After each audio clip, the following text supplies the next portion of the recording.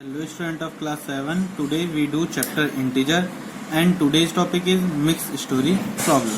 Question number 1 क्या कहता है? A building has 120 floors. एक बिल्डिंग है जिसपे 120 floors है. Every floor is 9 meter high. हर एक फ्लोर कितने मीटर हाई है? 9 metre. If a balloon rises 4 meter every second, अगर एक बैलून राइज करता है एक सेकंड में कितना? 4 metre. How long will it take to rise? कितना टाइम वो लेगा ऊंचा उठने में from the 42nd floor to the 56th floor. कौन से फ्लोर से स्टार्ट करना है इसको? 42nd फ्लोर से. एंड लास्ट कहाँ पे करना है? फिनिश कहाँ करना है? 56th फ्लोर पे. ठीक है, तो answer starting floor of balloon क्या है आपका? Starting floor of balloon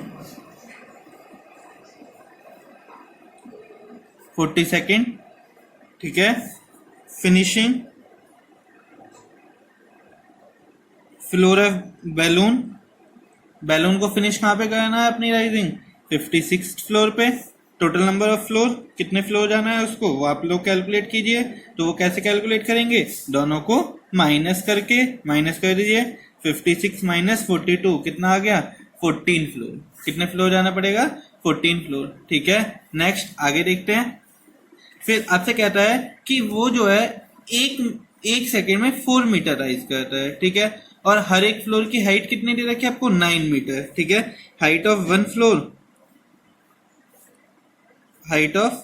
floor, एक फ्लोर की हाइट कितनी है? 9 मीटर. जबकि उसको कितने फ्लोर जाना है? 14 फ्लोर जाना है ना. तो हाइट ऑफ 14 फ्लोर की हाइट निकाली तो 14 को 9 से मल्टीप्लाई कर दे. कितना हो गया? 14 9 जा 126 मीटर. ठीक है, अब ये बताओ कितना टाइम लेगा. ठीक है, तो टाइम टेकन,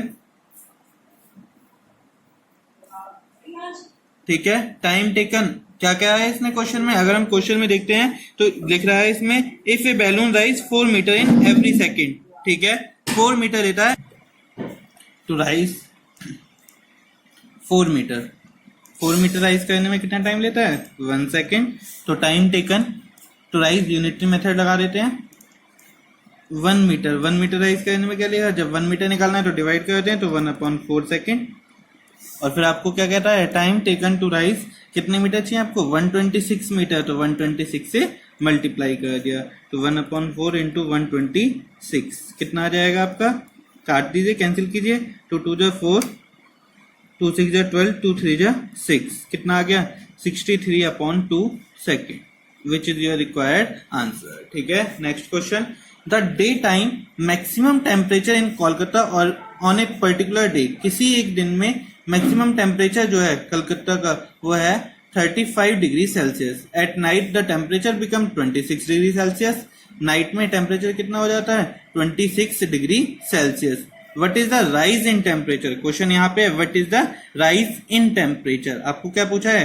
कितना टेम्परेचर राइज हुआ. और जबकि हमें दिख रहा है कि टेम्परेचर क्या हो रहा है? 35 डिग्री सेल्सियस से 26 डिग्री सेल्सियस, मतलब क्या है? डिक्रीज हो रहा है. और जबकि आपसे पूछा क्या है? राइज. तो क्वेश्चन यहाँ पर ही है ना. ठीक है, तो राइज पूछता है तो पहले आपका जो पर्टिकुलर है वो करके दिखाते हैं. ठीक है, temperature in Kolkata, sorry day time temperature. क्या लिखेंगे? Day time temperature in Kolkata on a particular day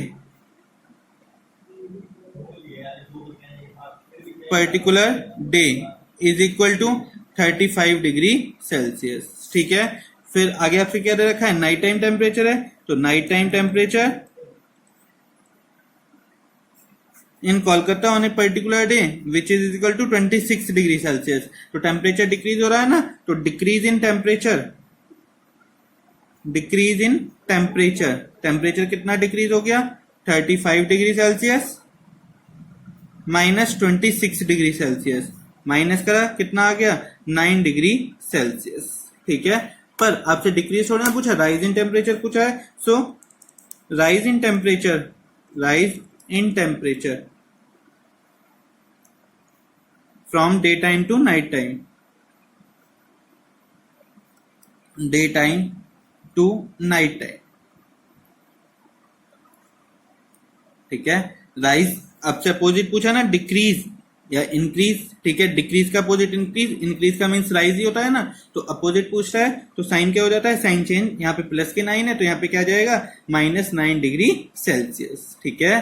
तो इस टाइप से आप ये क्वेश्चन करेंगे। नेक्स्ट क्वेश्चन देखते हैं, question number 3। In a test paper of class 7 का एक पेपर हुआ कंटेनिंग 30 क्वेश्चन, 30 क्वेश्चन थे, उनमें से 5 marks are awarded for every correct answer. Correct answer के लिए 5 मार्क्स है, -3 है for incorrect answer and 0 for no answer. अगर कोई आंसर नहीं लिखते तो मार्क्स कितने मिलेंगे, 0। वो तो मिलते ही हैं सबको। नमन स्कोर्ड 70 मार्क्स थ्रो ही अटेम्प्टेड 22 क्वेश्चंस। उसने कितने क्वेश्चन अटेम्प्ट करे, 22 क्वेश्चन, ठीक है। क्वेश्चंस अटेम्प्टेड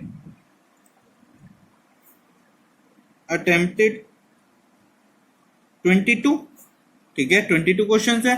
फिर कहता है find how many question had he attempted incorrectly. Incorrect बताओ कितने क्वेश्चन अटेम्प्ट करें। तो लेट कर लेते हैं, let incorrect attempted question. Incorrect question क्या है, x। तो करेक्ट कितने हो जाएंगे, जितने उसने अनकरेक्ट है, क्योंकि उसने कोई क्वेश्चन छोड़ा नहीं है, 22 है, ठीक है। तो करेक्ट क्वेश्चन कितने हो गए, करेक्ट अटेम्प्टेड क्वेश्चन 22 में से x माइनस हो जाएगा, यही हो जाएगा ना। टोटल मार्क्स अवॉर्डेड, उसको मार्क्स कितने मिले हैं, मार्क्स मिले हैं उसको 70। टोटल मार्क्स कितने होंगे, आपको इनकरेक्ट क्वेश्चन के लिए कितने मार्क्स हैं, -3, जबकि आपने x अटेम्प्ट करें तो -3 को x से मल्टीप्लाई, ठीक है। फिर प्लस करेक्ट क्वेश्चन के लिए 5 मार्क्स हैं आपके, और आपने कितने अटेम्प्ट करें, 22, 5, 22 माइनस x, यही आपने अटेम्प्ट करें ना, is equal to 70। Sort out कर लीजिए, -3 को x से करा -3x, 5 को 22 से 110 -5x is equal to 70। -3x -5x -8x, ये प्लस के हैं तो इधर जाके माइनस के हो जाएंगे।